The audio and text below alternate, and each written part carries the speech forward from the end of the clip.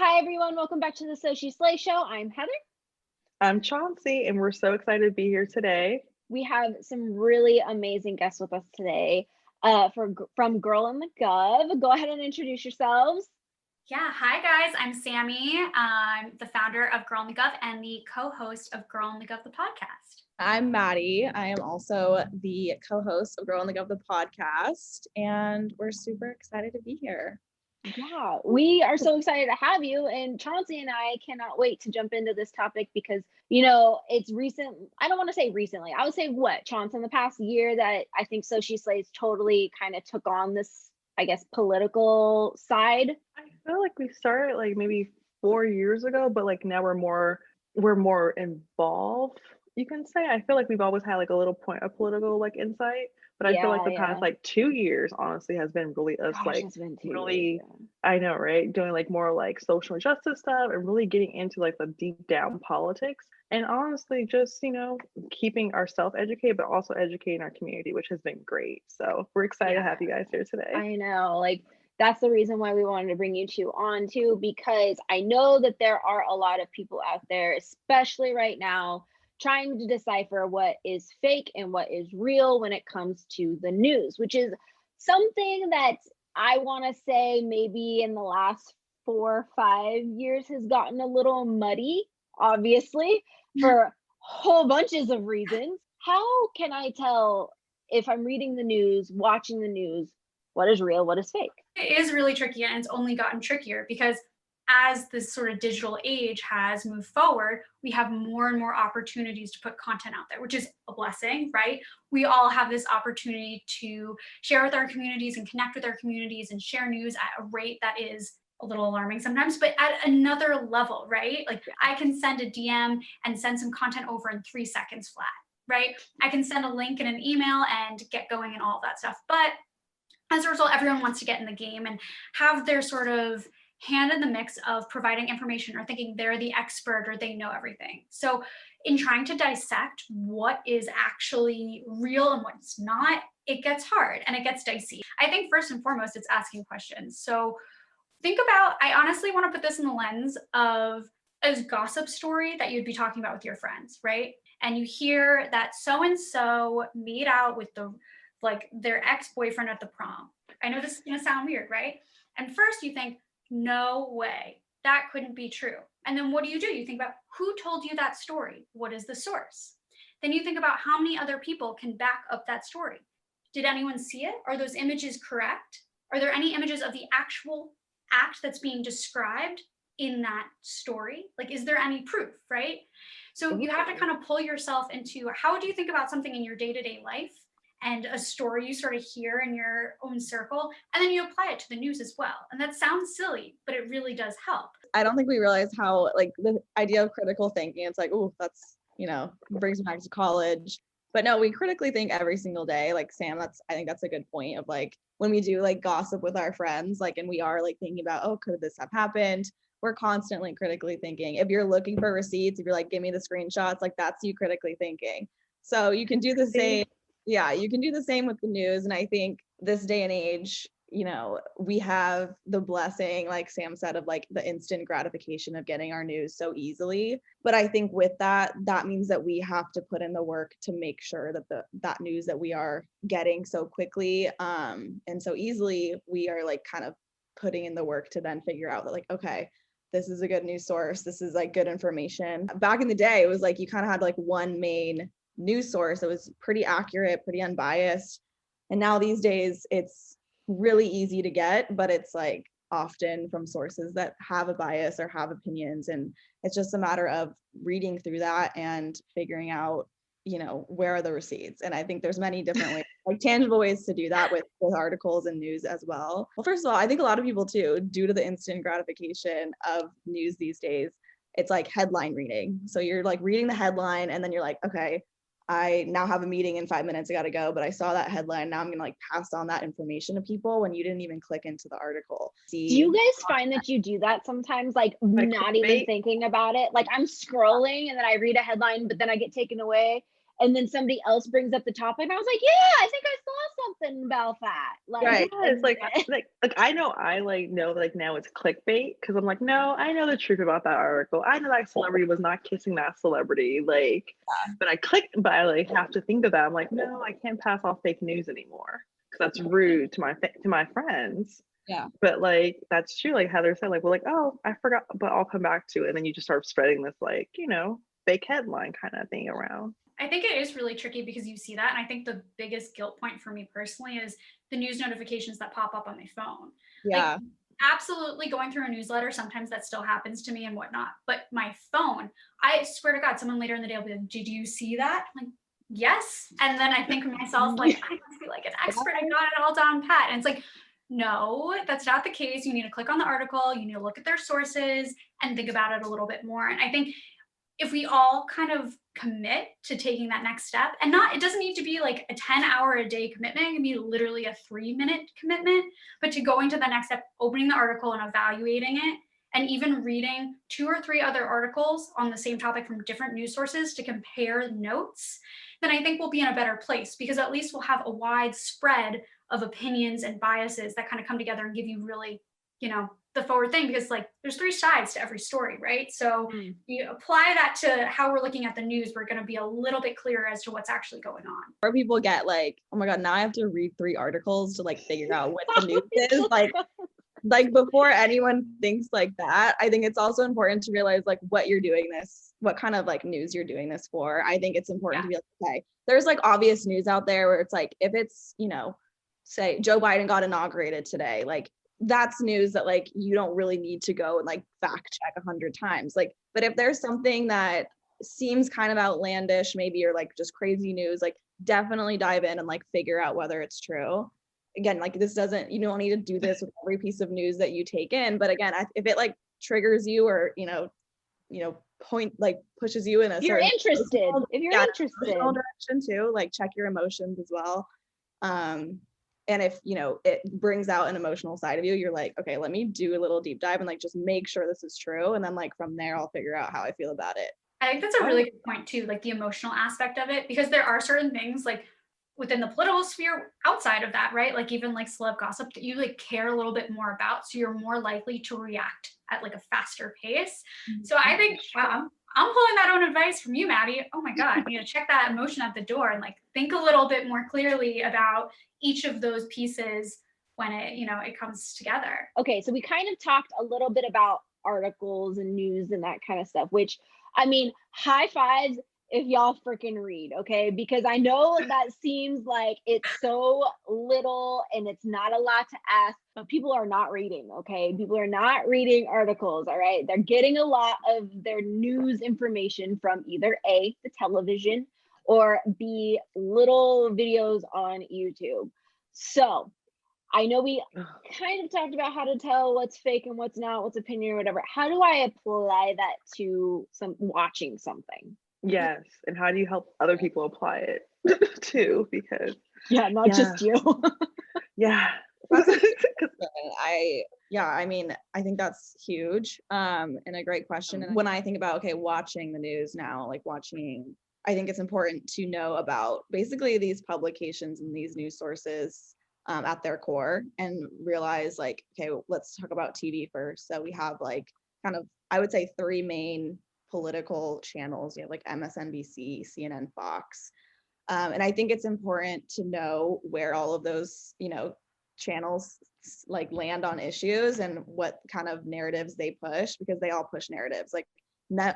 Zero of those 3 are unbiased. They all insert extreme, especially these days, pretty aggressive opinions, literally across the board. Doesn't matter what side you're looking at. We've gotten to a point where our kind of TV news is pretty partisan and pretty opinionated. And so I think it's just important when you go into watching that news that you just have that in your mind and realize they still do give you the news, but they then follow it up with their analysis, which is their opinion. This day and age, I don't think we're ever gonna be able to get to a point where we have just unbiased news. So it's gonna be biased, probably, depending on what source you take. But it's important to check your own bias, because it's like, are you reading this news source or watching this channel because it's just like it's confirmation bias for you, and it's like reaffirming what you believe, because that's dangerous. And I think that's where, like, as the individual, you need to hold yourself accountable to like realize what these like sources, what their intentions are. And I think too, like when you're watching, look for the consistent contributors. If you're consistently seeing the same person pop up show after show, you're going to continue to get the same opinion, and you're going to start to believe it over and over. So the lack of variety only contributes to the issue. And that's something that happens across all of these different networks. I think too, if you're like, I want to like put my investigative hat on, you want to go all Sherlock Holmes, start digging and seeing like where they get their money from. Who are their advertisers? Like, who like are they trying to serve, and like are there any political connections to these networks? And I think you'll find some things that are kind of surprising and interesting. And then last but not least, this applies to print publications as well, but there is, and we'll share you guys on this as well, but kind of a graphic that gets put out every year that shows the bias of different media sources. So there are ones that are more down the middle. So when you think about that, Associated Press and Reuters are your number 1 and 2. You can switch them in and out, your choice, right? But those are the most unbiased news sources. After that, they each take a bit of a slant, right? The human experience is biased, so you're gonna have that no matter what, even if I tell you those number 1 and 2 are right there in the middle, but that's always gonna shade something. But you will see like sort of like an interesting scope out, like from The Hill to Politico to CNN to Fox News, and you're going to see it kind of scope out from there. And I think just even having that graphic in mind is something that's good to applying to all of the different ways that you get media. Well, it's almost like, did you guys ever watch The Newsroom on HBO? Yes. The Newsroom is, I mean, it's pretty interesting. You know, I did news for 4 years. And I hated it because there's lots of different reasons, but I didn't like it. So I got out of it. You know, even your local news, sometimes you have to really figure out who is being paid by who, like where they're getting their funding from and all that kind of stuff. Because if you go back and you check a network, and then you, like for really small stations, they have this 1 week where, you know, the higher ups are paying attention to what their ratings are in this 1 week. And so that's when, like, you better hope something happens. That's where the line, like, if it bleeds, it leads comes from. You know, you get like, it's right there at the top of the hour, you know, that kind of stuff. Because that 1 week will determine how much money you get for that year or that quarter, or however they have it, you know, split up or whatnot. Yeah. So you really have to be careful about just how much you know, weight you put on all of these sources. So I'm really glad that there is a graphic out there that you can kind of look at and tell. And then we kind of listed some ways here. What are news sources that you guys go to? Yeah, I mean, I think AP and Reuters are always the core of everything. Like if I find something, say it's a cool graphic on Insta, and I'm like, okay, like I kind of like what this is saying, or this is interesting or whatever, I'll see if there's an article on either of those two sources that supports that. But I think those are my two go-tos. I don't know, Maddie, what about you? Yeah, I was going to say the same. And I think there's still, you know, the big like New York Times and the Washington Post of the world, like those are still, I would say, pretty valid. I listen to NPR. I mean, is that okay? do I get biased information? Funding element of it, right? So you've got sort of the tax dollars, but that said, like who typically supports NPR? Liberal voters, right? Who is not like so much a fan? Conservative voters. Yeah, like, I didn't even. They have a problem with like Sesame Street, and you're like, how could anyone have a problem with Sesame Street? Like Elmo's cute, let's get over it. But like, you know, there is that element to it. I think it's great reporting. I think that it is more towards an unbiased level of things, but you know, there is that element to it of, you know, who's really supporting it and who are those big donors at the end of the year when they're like, okay, we need the public support. Well, it's definitely not like someone that attended CPAC. So, you know, there we go. Well, very true. Nikes. I mean, I listen to NPR's like morning podcast. It's like 15 minutes or whatever, because I'm one of those people where, especially lately, and I don't know if you guys were the same, but over the last 4 years, it's like I could only handle so much. Right there with you. Oh my God. I'm just like, I can do 15 to 20 minutes a day. Otherwise, don't talk to me. Like I can't. Yeah. And I get that. I see you. I do. Yeah. Okay, I understand. So they were part of my morning ritual. I just turn it on. I mean, because I think they picked 3 or 4 top news stories, give it a few minutes.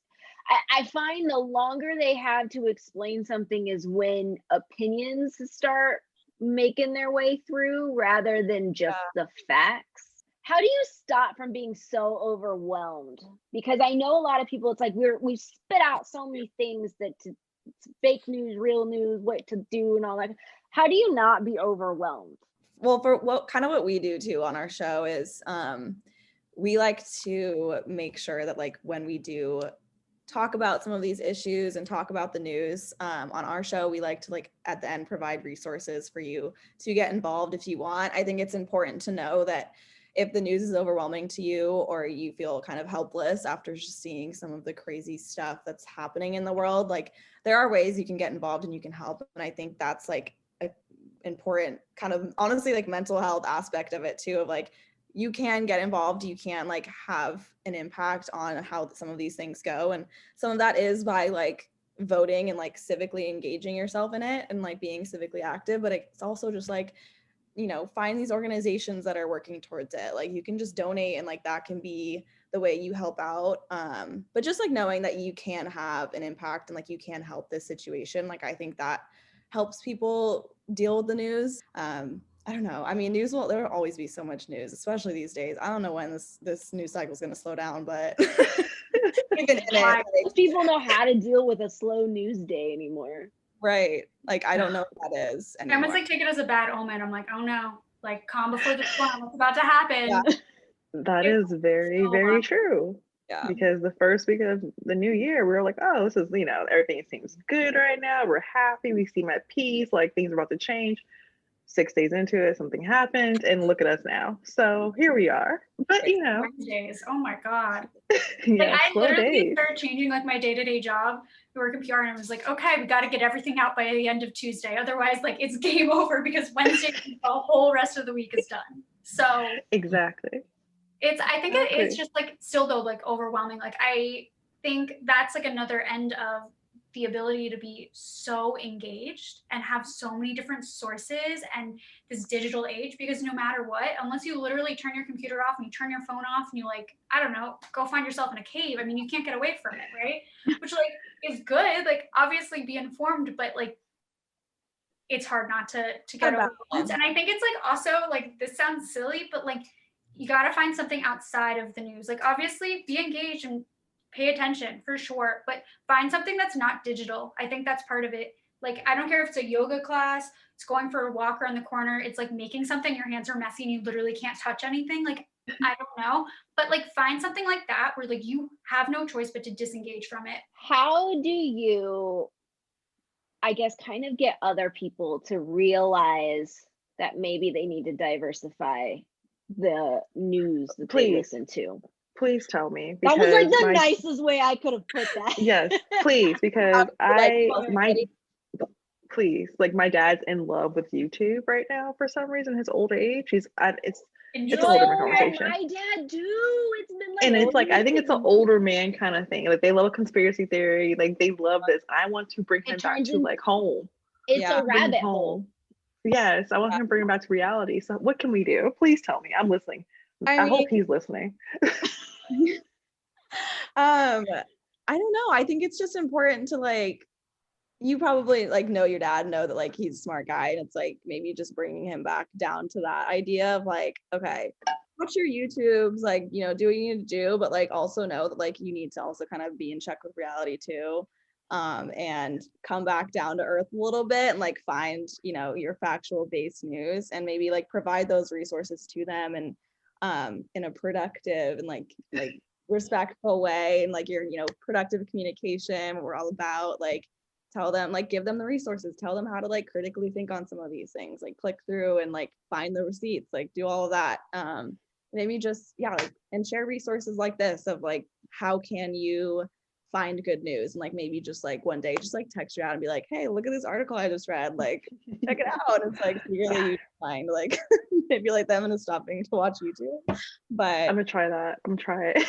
I think it's all just about like how you communicate with people too. I mean, whether it's like how to get them to reconsider their news sources, or if it's like a political conversation where you don't agree, like it's just all about the way you communicate. Like there are ways to have these conversations if you do it in a productive and like respectful way. And I think it's like, it can be natural, right? It's like, oh, like, hey guys, like, here's this link, thought this article was interesting. Like, it doesn't have to be you propositioning the opinion or the conversation in a sort of argumentative way. I think it can be natural. Like, if it becomes like from the get-go, like a conversation about how you don't think that their news sources are legit, like, of course they're going to be defensive, right? Put the questions on them. Like, have them sort of start to think about it too critically. So, like, be that catalyst for them thinking in a different way instead of challenging them. Like, put them through the process themselves without kind of telling them. I know that sounds tricky, but like, it's, you know, maybe they'll do it back to you too, right? Like, maybe that's not necessarily the worst thing, but I think it's that process that can be kind of natural. That'll get us somewhere a little bit more along the lines. But YouTube is interesting. I really feel like, what is with dads and like the History Channel, World War II books, and YouTube? My dad was just watching a World War II. You have no idea that you just said everything that's in my living room. Like, my dad is like, I don't know, he is one of the smartest people I know my whole entire life. Like, he's an engineer, like, but in the past, I don't know what has happened in the past year, but this has been a radical year for him. Rebirth. YouTube, like, if I could cut the internet, I would, but I need it for work. But like, anytime I'm looking at him, he's on YouTube. Like, you can't have a full conversation without him talking about something wild on YouTube. The past year, like in the heat of quarantine, like I can even say, like, I was questioning like our existence. I was like, are we in purgatory? Like, what actually is happening? So like, I get the need to like find answers, or like in this time, like it's really challenged everybody to like what is going on. And I think that literally that has just made this kind of surge in conspiracy theories, and those YouTube videos, I've seen them, they're crazy. But like at the same time, it's like, it's been such a hard year for so many people. And I think like it kind of comes back to like what Sam said about like the balance and like disengaging and like getting off your phones, getting off the screens, and like take your dad, like go on a hike, like go on a walk, like go do something, and like fill their time with activities that are away from the computer and away from the internet sometimes. So I want to know too, we talked, we didn't really talk about it, we mentioned it. Why is it that people really need to take the time to actually, one, get the correct news, but two, use it, implement it, be civically engaged? So many answers for that one.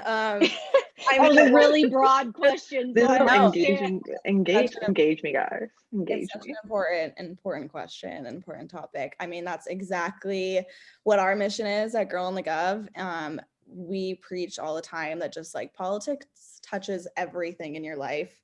And honestly, like being aware of that is a part of that, is being aware of the news and what is going on and having a good understanding of it. So that you just know what's going on, and you're intellectually sound with all of it. Also, when it comes time to vote, it's good to like know what's been going on, and like so you can vote and have a voice in what does happen.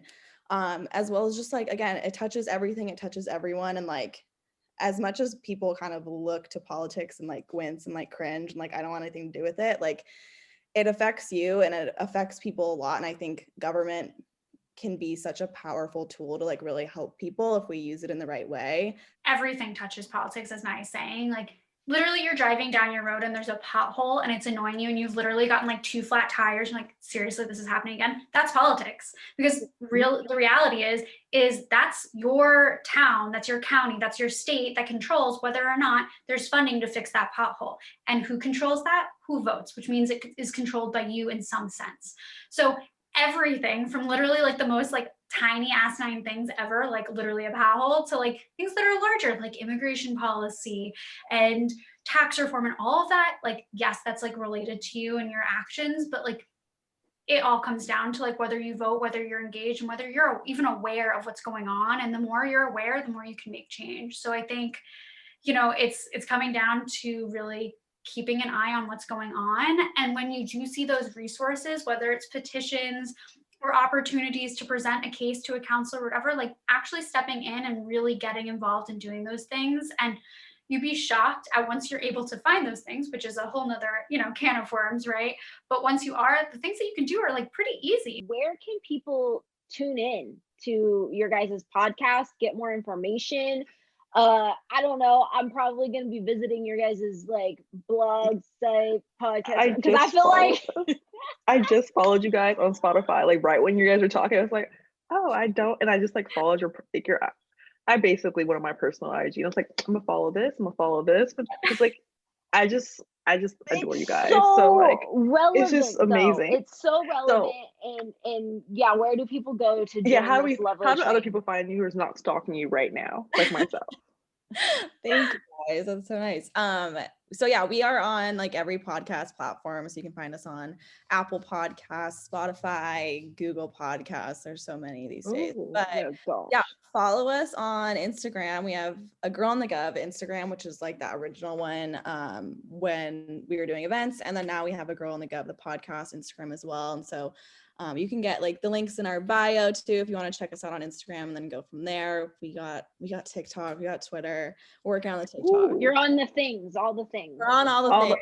All the youthful stuff that people call it. So real quick, I mean, I know that we talked about 2 specific subjects here, but on your guys' podcast, your TikTok, all of that kind of stuff, what are like some topics, like broad topics that you guys discuss so that people can actually know what they're getting into? Yeah, so one of our like main things is this whole concept of there's no stupid question. So we have a whole segment every episode where we break down whatever topic we're going through. And so obviously, or not so obviously, everything we're talking about, it has some political connection, but we want to make sure that no one walks away and feels like, oh shoot, like that sounded interesting, but like, I don't know what like half the vocab words that were in that conversation were, right? Right. So we're talking, and it's so easy. Like we have this all the time. So we've kind of positioned this as, we ask the stupid questions so you don't have to, but like, honestly, half the time we have the stupid questions too. Like our listeners are not alone in this. But when it's a voting topic, like what is gerrymandering, right? Like how do I know if I need a voter ID to vote? Things like that, those stupid questions, we take care of those. But in terms of topics, I mean, let me tell you, there are so many political topics and we're still getting to them. We're only 24 episodes in, so bear with us. But we have covered voting rights, voter IDs. We have covered state and local politics, city council races. We actually have like so many amazing New York City-based council members, women that are running for city council. So we love it. So we have a lot of candidates on speaking about sort of their platforms and background and helping us understand all of the like legal jargon and whatnot that goes behind all of this. Yeah, because that's really intimidating. I'm not gonna lie. It is. So yeah, we like to like we've had on the like most amazing guests. Like we always just like rave about them. We're obsessed with all of our guests.